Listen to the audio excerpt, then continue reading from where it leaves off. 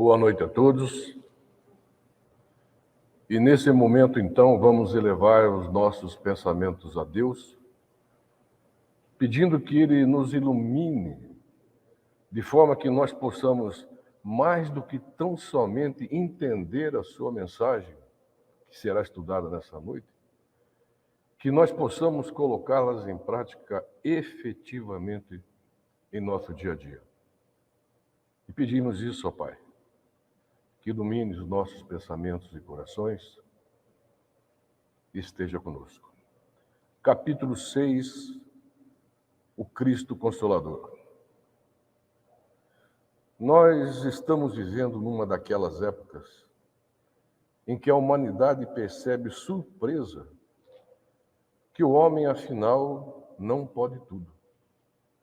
Que o homem nem tem todas as soluções e muito menos todas as respostas.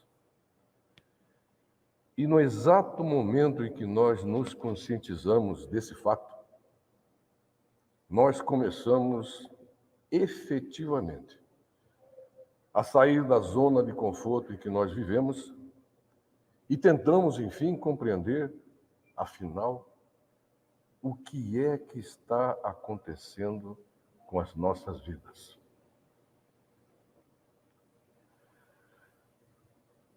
Qual é a mensagem? Qual o recado? Qual é o alerta que estão nos enviando? Que aprendizado podemos tirar de tudo isso que está nos acontecendo?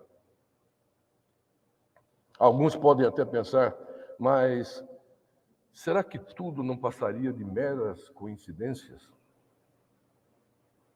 Convenhamos, caros irmãos, que além de inúmeras coincidências, nenhum dos fatos que acontecem em nosso mundo hoje ou em nossas vidas pode ser considerado simples. Guerras, pestes, fome, cataclismos naturais, tudo isso já foi predito há milhares de anos atrás, sinalizando não o término do planeta, não o término da raça humana, mas sinalizando sim uma mudança radical no planeta e em todos que habitam esse planeta, ou seja, cada um de nós. Vivemos, sem sombra de dúvida, dias de profundas mudanças individuais e coletivas.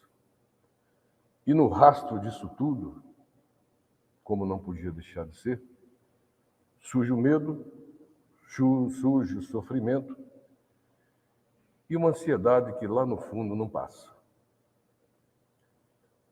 E por isso mesmo, o capítulo de hoje é tão importante, porque nos fala justamente sobre o Cristo Consolador.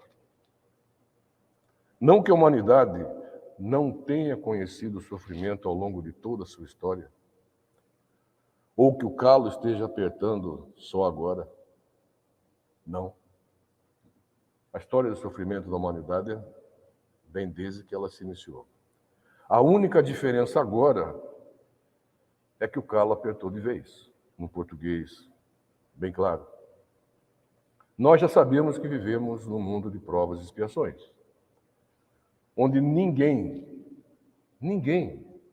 independente da sua condição social, poder de dinheiro, o que quer que seja, consegue driblar por completo o sofrimento. Ninguém está blindado dele.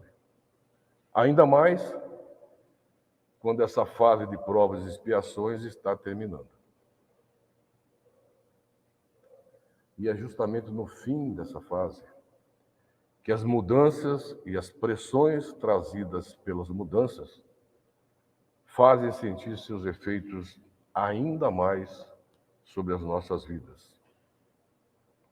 De certa forma, isso é natural. Uma fase está terminando, outra está se aproximando, e no meio dessa agitação toda estamos nós, sentindo todos os nossos alicerces e todas aquelas certezas que nós tínhamos balançarem.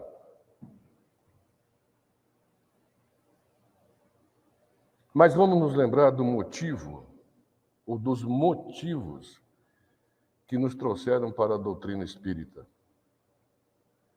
Alguns vieram por simples curiosidade, como pode estar acontecendo hoje, por exemplo. Outros vieram em busca de respostas para as inúmeras perguntas que tinham sobre a vida, sobre a sua própria vida e sobre Deus.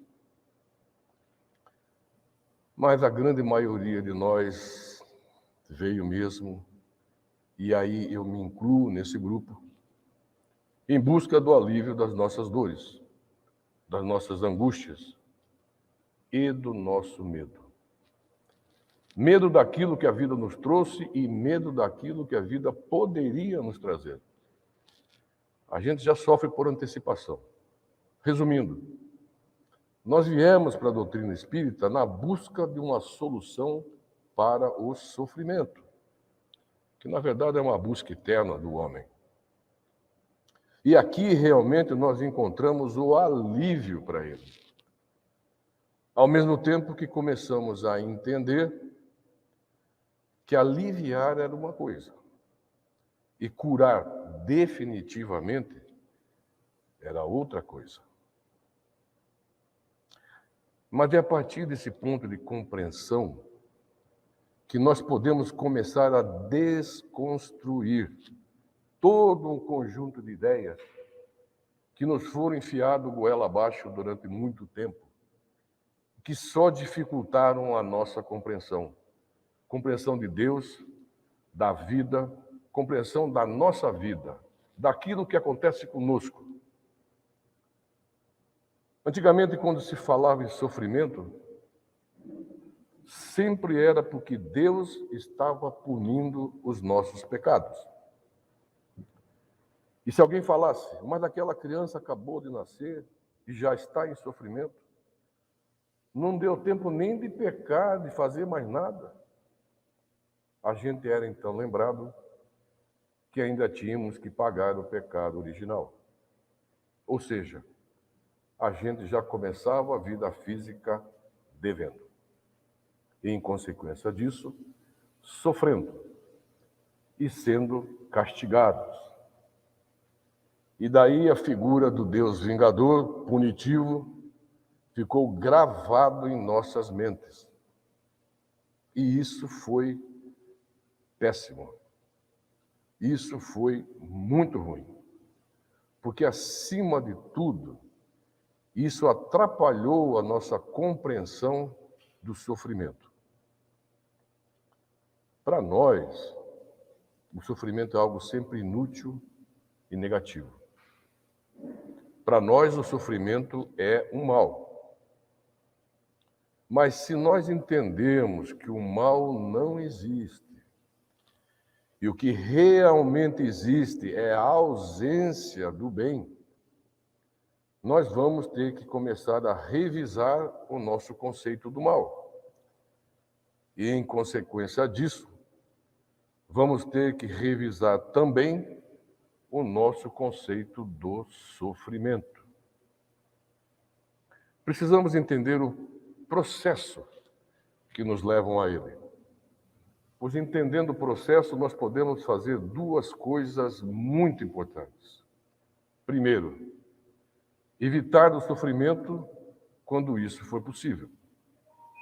E são inúmeras as oportunidades para a gente conseguir fazer isso. Segundo, e bem suportá-lo quando for necessário. Mas se tudo o que nos acontece de mal é porque temos a ausência do bem, a ausência de Deus em nossas vidas, a pergunta que nós deveríamos estar nos fazendo agora é: como fazer para estar mais perto de Deus? E para aprender como fazer isso, nada melhor do que nós estudarmos e aplicarmos as orientações deixadas por Jesus, cuja maior missão era justamente essa: nos aproximar de Deus. E estudando os ensinamentos que Jesus nos deixou, nós vamos descobrir surpresos, surpreendidos, que nós fomos criados para a felicidade. Mas nós vamos descobrir também, e ainda mais surpresos, que nós vamos ter que construir essa felicidade. Ela não virá de graça, nem cairá de repente em nossas vidas por obra do divino. E isso está em total sintonia às leis que regem o universo. E vale para todas as criaturas que habitam esse universo infinito. Ou alguém aqui acha que anjo nasceu anjo? Nunca sofreu? Já nasceu com as asinhas, arpinha, auréola, de nuvem em nuvem? Claro que isso é somente uma figura de linguagem. Não existem anjos, mas sim espíritos puros que estão a serviço do bem. Mas esses mesmos anjos, esses mesmos espíritos puros, passaram por absolutamente todas as etapas de crescimento espiritual, pelas quais nós já passamos, e por todas aquelas que nós ainda não passamos.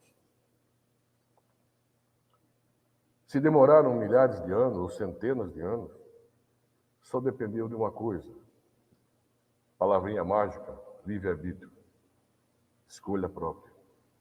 Mas todos eles vivenciaram as mesmas experiências e provas que todos nós. A única diferença conosco é que, no caso deles, eles já venceram, eles já cresceram. E nessa altura do campeonato, o que nós ainda não entendemos é que na estrada das nossas vidas, nesse exato quilômetro dos nossos caminhos, nós chegamos, enfim, numa bifurcação decisiva para o nosso futuro.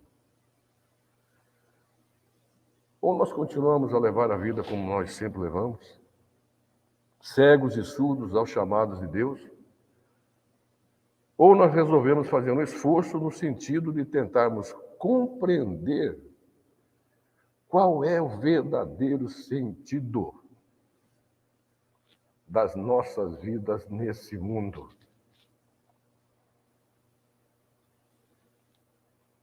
Ninguém veio a passeio, ninguém veio de férias. Todos nós somos missionários. Missionários no sentido de que todos nós recebemos uma missão. A maioria absoluta não vai precisar salvar o mundo, não vai precisar salvar o planeta, não vai precisar salvar um país, uma população. A maioria absoluta de nós, a nossa missão é nós nos salvarmos. Dependendo da direção que nós escolhermos nessa estrada, nós estaremos escolhendo também e automaticamente se nós voltamos para o mundo regenerado, muito melhor, ou se nós regredimos para um mundo pior do que hoje nós habitamos. Percebam uma coisa interessante, meus irmãos. A enorme diferença do que se dizia antigamente. Quem decide para onde você vai é Deus. Mentira. Quem decide isso é você.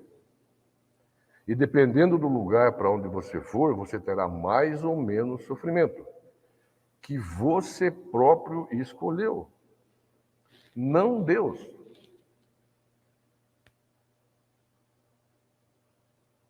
Complicado entender isso. Complicado porque é muito fácil jogar tudo nas costas de Deus. Saímos da infância espiritual. Precisamos crescer, amadurecer no entendimento. Não dá mais para levar a vida jogando as coisas na costa de Deus e na sua responsabilidade. Após a codificação da doutrina espírita feita por Allan Kardec, inteiramente embasada nos ensinamentos de Jesus, passamos, enfim, a ter as respostas para que conseguíssemos construir uma fé raciocinada. Uma fé, como o nome já diz, que nós estudamos, precisa estudar, que nós pensamos, precisa pensar, que nós analisamos, precisa analisar, e que nós aceitamos ou não. Nós temos o livre-arbítrio, pelo uso da razão. Não aquela fé cega que fala, você tem que acreditar no que eu estou falando agora. Por favor, meus irmãos, duvidem. Essa é a palavra de ordem da doutrina espírita. Não acreditem, até que a razão de vocês os convença que o caminho é esse. Sabe por quê que nós não fazemos isso? Porque é mais fácil não duvidar. É mais fácil que depois que não dá certo, jogar a culpa nas costas de alguém e falar, mas ele falou que era para fazer assim. Não. Nós somos responsáveis pela nossa vida. Hoje nós vivemos a hora do vai ou racha. A hora que veio justamente para testar as nossas estruturas morais e espirituais. E só quem tem fundações construídas sobre uma base sólida, sobre a fé raciocinada, aquela fé que você estudou, pensou, analisou e aceitou, é que vai passar mais tranquilo. Nem dá para falar que vai passar sossegado, porque ninguém vai ficar sossegado. A ideia é justamente tirar nós da zona do sossego. Mas a gente está falando tanto dos ensinamentos de Jesus, e bastam tão somente os 3 primeiros capítulos do Evangelho segundo o Espiritismo, com as mensagens de Jesus, para a gente começar a perceber a realidade como ela realmente é. Capítulo 1, não vim destruir a lei. Nesse primeiro capítulo, Jesus afirma a aliança entre a ciência e a religião. Única forma de nós construirmos a nossa fé raciocinada. Não vale mais falar que é dogma, que tem que aceitar porque está escrito. Não, tem que pensar. Por que as coisas são como são? Fazendo isso, nós descobrimos que, primeiro, o sofrimento não é aleatório, tipo loteria. E muito menos é um castigo. Não existe castigo. Não existe. Assim como não existe prêmio. Difícil sair da infância. Lembra dos nossos filhos, quando trata, você faz isso, te dou um docinho, você faz aquilo, te dou uma palmadinha. O que existe no reino de Deus são somente as consequências das nossas decisões perante as leis universais. Só isso. Perceba a importância disso. Todo o universo é regido pelas mesmas leis. E elas valem para todo mundo, não tem privilégio. Capítulo 2, meu reino não é desse mundo. Esse é forte. Um capítulo que nos dá uma chave, que abre a nossa visão, que nos dá um binóculo, para que a gente enxergue muito além dessa curta existência terrena,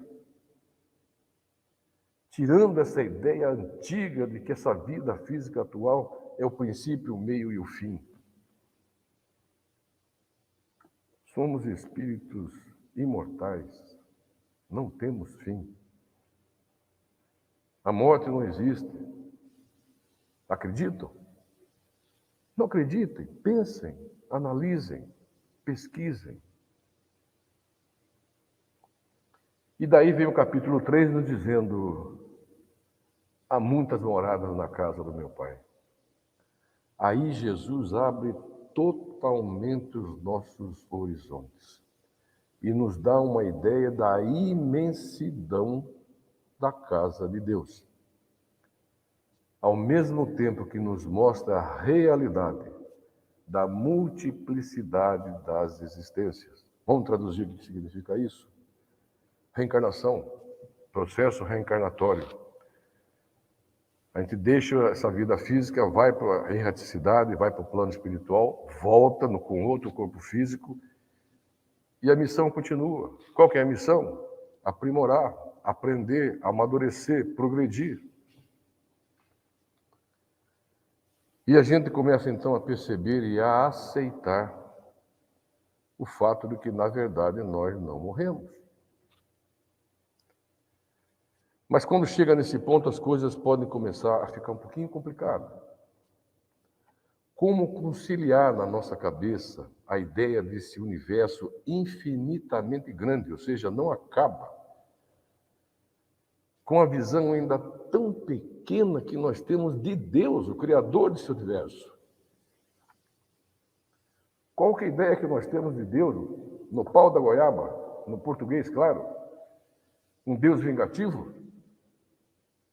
Quando algo de mal nos acontece, a primeira coisa que a gente pensa é: eu estou sendo castigado.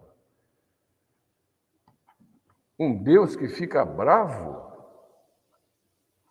muito pequeno, né, minha gente? Do tamanho da gente, mais ou menos. Um Deus que tem os mesmos defeitos que nós temos, nós ficamos bravos, nós queremos castigar, nós queremos nos vingar. Como entender o Criador?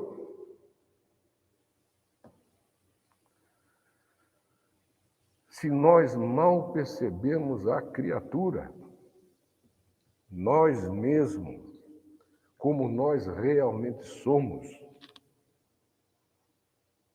seres com a semente divina, seres imperfeitos, em processo da perfeição. Será que Deus não sabia que a gente ia fazer tanta burrada na vida?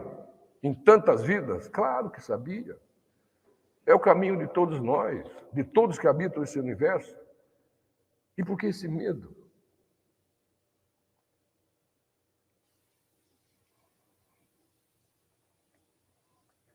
Agora, nesse momento que nós estamos vivendo, é a hora do despertar para a vida espiritual.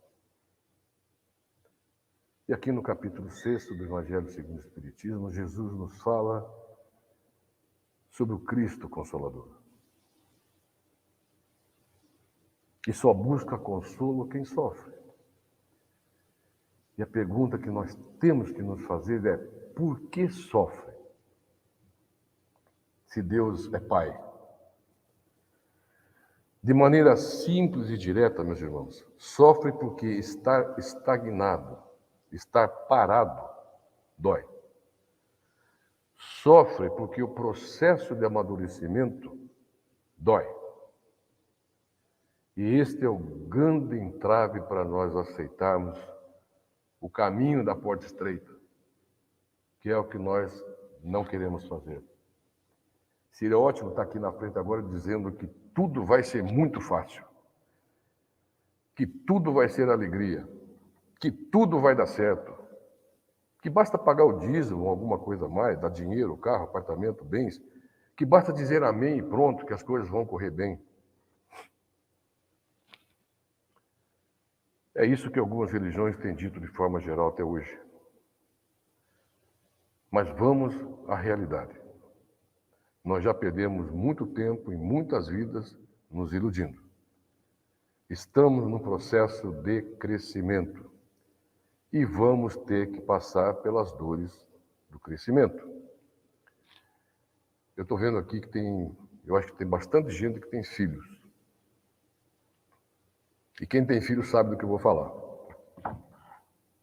Não teve uma fase nos nossos filhos, quando eles deram uma espichada, uma crescida, e daí a criança se queixava de dor na perna, dor no braço, e a gente preocupado levava para o médico. E o que a gente escutava era exatamente isso. Não se preocupe, é a dor do crescimento. Vai crescer e daí passa.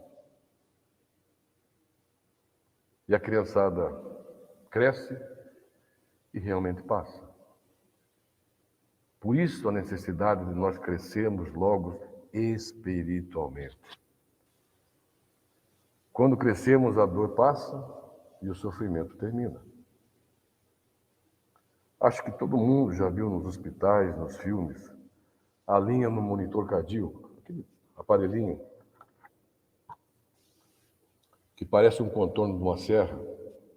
Ele faz um bip, sobe, faz um bip, desce, vai. Quando nós estamos fisicamente mortos, essa mesma linha vira uma linha reta horizontal, contínua. A vida real hoje, aqui nesse planeta, é igual a essa linha que sobe e desce. Igualzinha.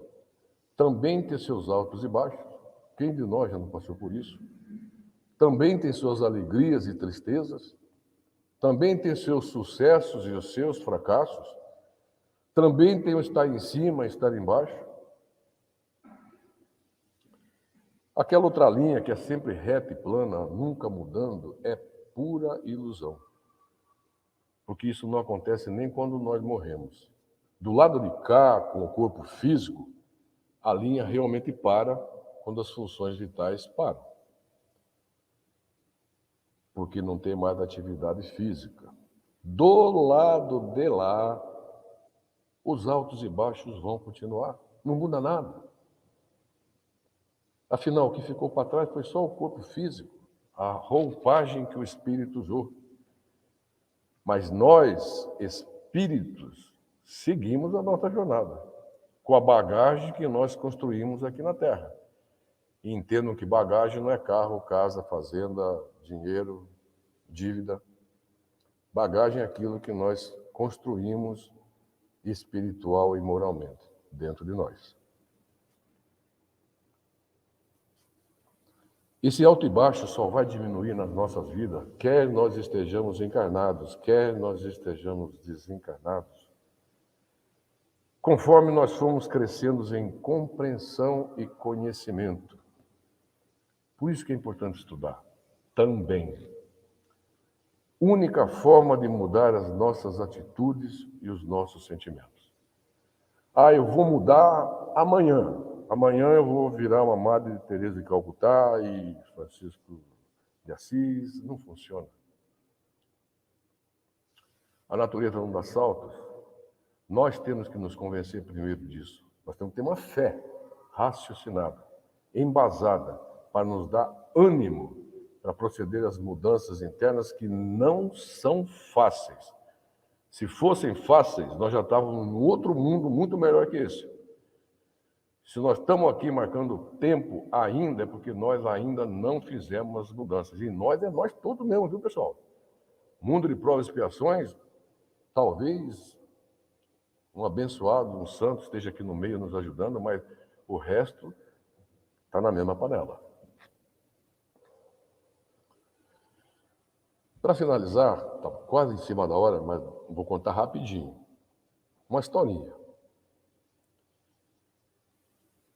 Tinha um homem que estava em cima do muro que separa o céu do inferno. Do lado de cá, o diabo de braços cruzados, só olhando. Do lado de lá, a turma de anjinhos, serafins, querubins, a galera toda do céu, chamando o homem para vir para o lado do céu. Numa torcida fantástica. E o homem em cima do muro.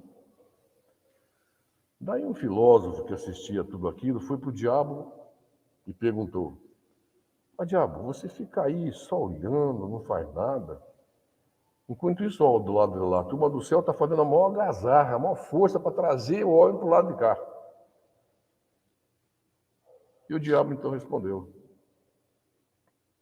amigo, em cima do muro já é o meu lado. Quem não decide já está no inferno. Já está em sofrimento, meus irmãos. Inferno não existe. Sofrimento, sim, é real. Então, a única conclusão possível que nós temos é hora de sair de cima do muro. Eu não falo isso de maneira leviana, nem querendo fazer graça.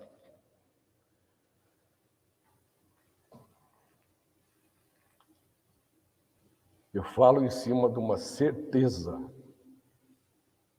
de que Todos nós já perdemos tempo demais, vidas demais, ficando em cima do muro.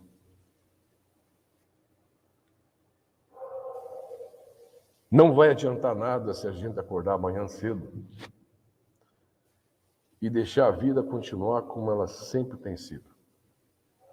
Pensando, agindo e sentindo da mesma maneira que nós sempre fizemos. O convite de Jesus é muito claro. É um convite de renovação. Renovação interior. Para que nós queiramos que o nosso futuro seja melhor, nós temos que plantar algo no presente, algo de diferente. E o convite que tudo isso que está nos acontecendo está a nos fazer é justamente esse. Saiam de cima do muro. Decidam para que lado vocês querem ir, que nós queremos ir. E façam a sua parte, que Deus já está fazendo a dele. Muita paz para todos, meus irmãos. E nesse momento nós vamos fazer as nossas vibrações. Vamos aproveitar esse final de calendário, onde é comum nós planejarmos o novo ano que já desponta nesse horizonte.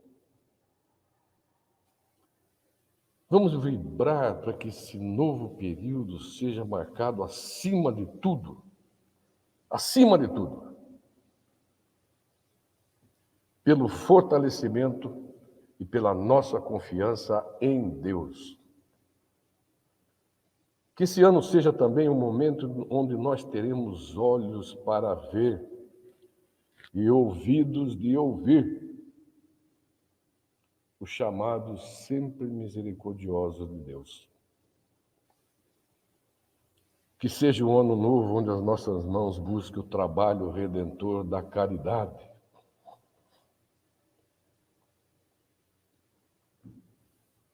Caridade muitas vezes que tem que começar conosco mesmos.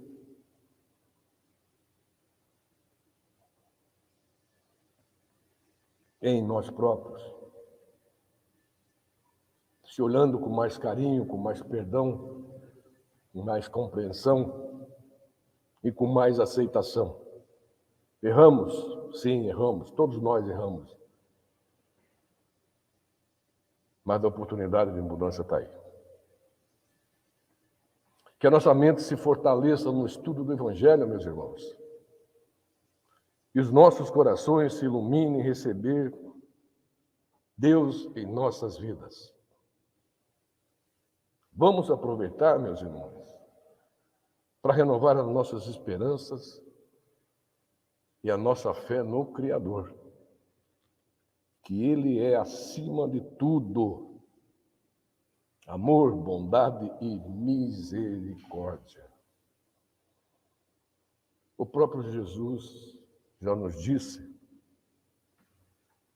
bem-aventurados que choram, porque serão consolados. Essa é a promessa de Deus, que nós nunca estaremos e nós nunca estivemos sós. Nas maiores tempestades das nossas vidas, em momento algum, nós estivemos só. Nós até pudemos nos sentir abandonados, porque nós não enxergamos quem estava do nosso lado. Precisamos nos aproximar mais de Deus.